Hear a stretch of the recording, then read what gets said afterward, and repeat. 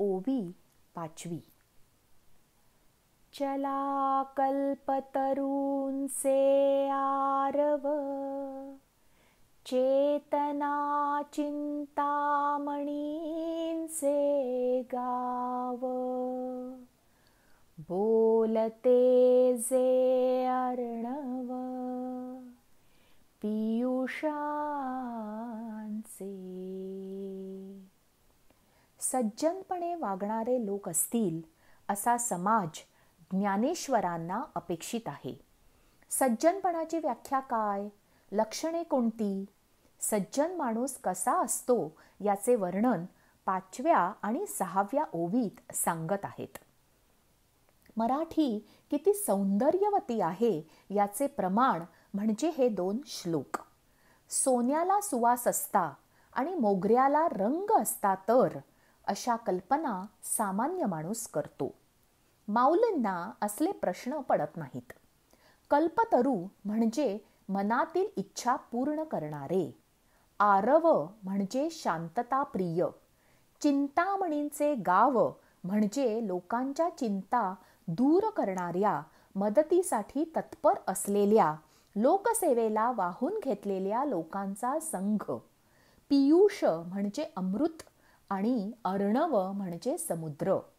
अमृताचा सागर. याहून सुंदर उपमा काय असू शकते? माऊली म्हणतात, समाजसेवेची आवड असलेल्या, सद्गुणी, गोडवाणी असलेल्या माणसांचा संघ तयार व्हावा. अशी माणसे जी आपल्या कार्याचा गवगवा करणार नाहीत, निस्वार्थ मदत करतील, त्या बदल्यात त्यांची काही अपेक्षा नसेल.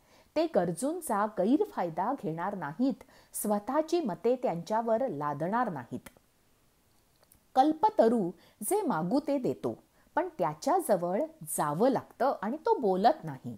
चिंतामणी अडचणी दूर करतो, पण तो सापडावा लागतो. अमृत अमरत्व देते, पण ते फक्त देवांना प्राप्त होते. सामान्य माणसाने काय करावे?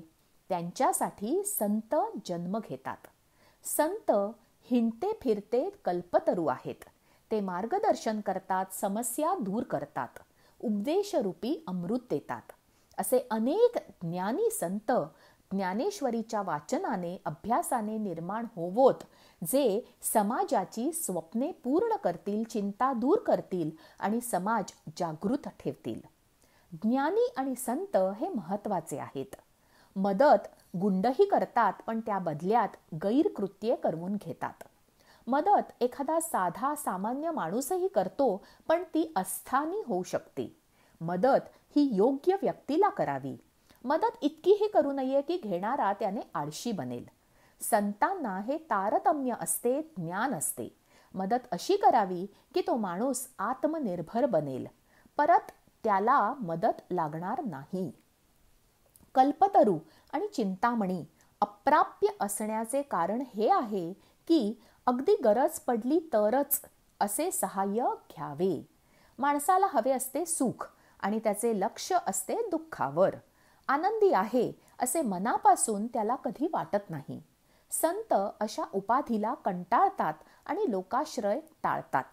माणसाच्या तक्रारी आणि अपेक्षा संपत नाहीत. उपदेश फार मनावर घेत नाहीत. लोकांच्या अडचणी दूर झाल्या आणि त्यांचे लक्ष उपासनेकडे लागले, ही वेळ येत नाही.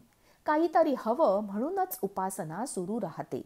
मुक्ती हवी अशी इच्छाही ठेवू नये असे संत सांगतात. Accept the moment the way it is. मला त्रास आहे, मी दुःखी आहे, ही भावना माणसाच्या मनातून दूर व्हावी. हाच त्या संतरूपी कल्पतरू आणि चिंतामणीचा उद्देश आणि अमृतरूपी उपदेश जनांना आकळावा असे दान माऊलींनी मागितले.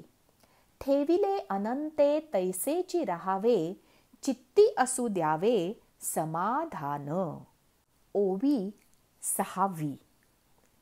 चंद्रमे जे अलांछन, मार्तंड जे तापहीन, ते सर्वाही सदा सज्जन, सोय रे हो तू. ज्ञानेश्वरांचा भर हृदय परिवर्तनावर आहे. मनाला आंतरिक आनंद लाभावा, शांती मिळावी अशी इच्छा प्रकट केली आहे. ज्ञानेश्वरीचे वेगळेपण हे की ज्ञानेश्वरीला फलश्रुती नाही. हा ग्रंथ वाचला की हे मिळेल असा दावा नाही. ग्रंथ सेवा केल्यानंतर वाचनाने असे होऊ दे अशी जनता जनार्दनाला प्रार्थना केली ते म्हणजे पसाय दान. ज्ञानेश्वरांना माऊली का म्हणतात? आईचे सगळे विश्व तिच्या मुलांमध्ये असते. मुलांवर तिचा गाढ विश्वास आणि जिव्हाळा असतो. मुलांचे हित आहे अशाच गोष्टी आई करते. लाडीगोडी लावत स्वतःचे म्हणणे पटवते. शहाणा माझा बाळ, इतकं कर माझ्यासाठी अशी आर्जवे करते. स्वतःकडे सानपणा घेते. तुला खूप कळतं बाबा, तू हुशार आहेस खूप, मी भाग्यवान आहे. पुत्र व्हावा ऐसा गुंडा, ज्याचा तिन्ही लोकी झेंडा. एका आईला इतकंच हवं असतं. ज्ञानवंत कसा हवा? चंद्रासारखा शीतल, प्रेमळ दृष्टी असलेला, पण स्वच्छ शुद्ध चारित्र्य असलेला. का? लोक चांदण्याचा आनंद घेतात, पण चर्चा चंद्रावरच्या डागाची करतात. चंद्रावर आहे तितकाही डाग ज्याच्यात नाही असा ज्ञानी असावा. चंद्राची एक बाजू कोणाला कधीही दिसत नाही. जी दिसते त्यावरचा खळगा लोक आधी बघतात.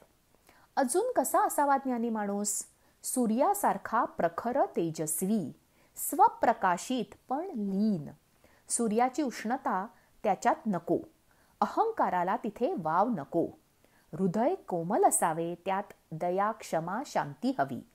माणूस न्यून आधी बघतो. प्रसिद्ध माणसे म्हणतात की आम्हीही माणूस आहोत, आमचे काम बघा, कला बघा, कर्तृत्व बघा, पण तसे होत नाही. मिळालेल्या उंचीची ही किंमत असते की माणसाला सामान्य वागता येत नाही. उच्च पदावरच्या माणसाने बिनचूकच वागावे लागते, कारण लोक त्याच्याकडे आदर्श म्हणून बघतात. त्याने चूक करायची नाही आणि इतरांच्या चुका सुधारायच्या, समजून घ्यायच्या, माफ करायच्या. त्याचे वागणे प्रमाण मानले जाते. त्याच्या प्रत्येक गोष्टीची चर्चा होते. तो आदर्श दोषरहित असावा. त्याने शिष्टाचार पाळले पाहिजेत. त्याला काळजीपूर्वक वागले बोलले पाहिजे. चुकीचा संदेश त्याच्या वागण्यातून गेला तर त्याचा दोष लागतो आणि ते भोगावे लागते. चुकून झालं, माहीत नव्हतं असं म्हणता येत नाही. शिखर गाठणे कठीण आणि ते टिकवणे अजून कठीण असते. वरून कीर्तन आतून तमाशा असे वागून चालत नाही. कलेचा अप्रत्यक्षपणेही अपमान करू नये. अंतर्बाह्य स्वच्छ शुद्ध असे नेते ज्ञानवंत या भूमीत असावेत. मी कसाही वागेन असे म्हणणारी कणाही न बेताल माणसे नसावीत. ध्येयाने प्रेरित आणि तत्वनिष्ठ माणसे समाजात असली तरच त्या प्रगतीला अर्थ आहे. प्रत्येक नाणे चोखच असावे.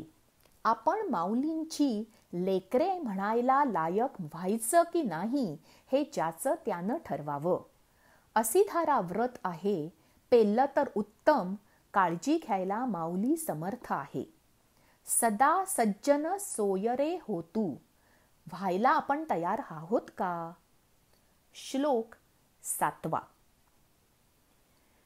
किंबहुना सर्व सुखी पूर्ण होनी तिही लोकी, भजिजो आदि पुरुखी अखंडित.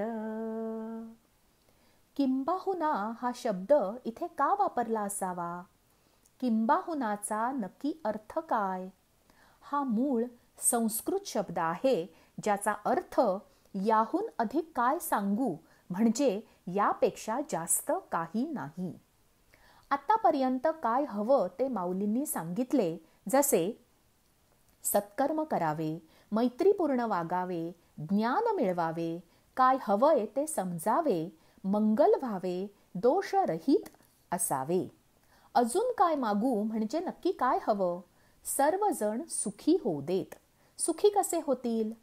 चैतन्य आपल्या मूळ पुरुषाचा अंश आहे. ही गोष्ट ज्यावेळी लक्षात येईल त्यावेळी माणूस सुखी परिपूर्ण होतो. माणसाला कळू दे की शरीरात जे चैतन्य आहे तेच त्रैलोक्यात आहे. तिन्ही लोक कोणते? पृथ्वी, आकाश, पाताळ. आत आणि बाहेर एकच चैतन्य आहे याची खूण पटली की माणसाची भीती, निराशा, चिंता नाहीशी होईल. तो आनंदी होईल. भीती कशी जाईल? माणसाला सर्वात जास्त भीती स्वतःचा किंवा दुसऱ्याचा असेल मृत्यूची वाटते. मृत्यूमुळे त्याचे भावविश्व बदलते असे त्याला वाटते. मृत्यू ही घटना त्रयस्थपणे बघितली तर मृत्यू ही अवस्था आहे. शरीर नाहीसे झाले, आत्मा तर असतोच. फुगा फुटला तर लहान मूल रडते, मोठी माणसे रडत नाहीत. फुग्यात हवा फार काळ राहणार नाही हे मोठ्यांना माहीत असते. जी गोष्ट अटळ आहे त्याचे दुःख करण्यात अर्थ नाही. तसेच शरीराचे आहे. शरीरात आत्मा किती वेळ राहणार? शरीराशी असलेला बंध संपला की निघून जातो. फिरायला भेटायला गेलो की घरी येतो ना. ज्याचं आहे त्याच्याकडे गेलं आपलं काही नसतंच. खरं तर मी कोणी नाहीच. शरीर पंचतत्व मिळून झाले. आत्म्याची मालकी परमात्म्याकडे. मी उरलाच कुठे? कोहम पासून सोहम कळेपर्यंतचा प्रवास म्हणजे आयुष्य. दुःख करायचं कशाचं? दुसऱ्याची गाडी आपल्या दारात उभी केली म्हणून आपली होत नाही. शाश्वत बंध आदिपुरुषाशी असतो आणि तो आपल्या किंवा कोणाच्याही मृत्यूने संपत नाही. मृत्यू हा बदल आहे, अंत नाही. आपण परमात्म्याचे अंश आहोत. शरीर माध्यम आहे. आपल्या किंवा इतर शरीरात गुंतू नये. भजिजो आदिपुरुखी अखंडित. हे सर्वांना समजू दे, कळू दे, वळू दे, स्वीकार करू दे. परमात्म्याचे स्मरण करावे, शरण जावे, प्रेम करावे. फक्त तोच सत्य आहे. सत्यम शिवम सुंदरम. माणसाला मूळ स्वरूप कळते तेव्हा त्याला नित्य टिकणारा आनंद मिळतो आणि तो तिन्ही लोकात सुखी होतो. ज्ञानेश्वरी आणि गीता हेच सांगतात की काहीही नष्ट होत नाही, फक्त त्याचे स्वरूप बदलते. यालाच सांख्य योग म्हणजे द्वैत तत्वज्ञान म्हणतात. जिंदगी ख्वाब है, ख्वाब में झूठ क्या और भला सच है क्या? सिर्फ रब सच है.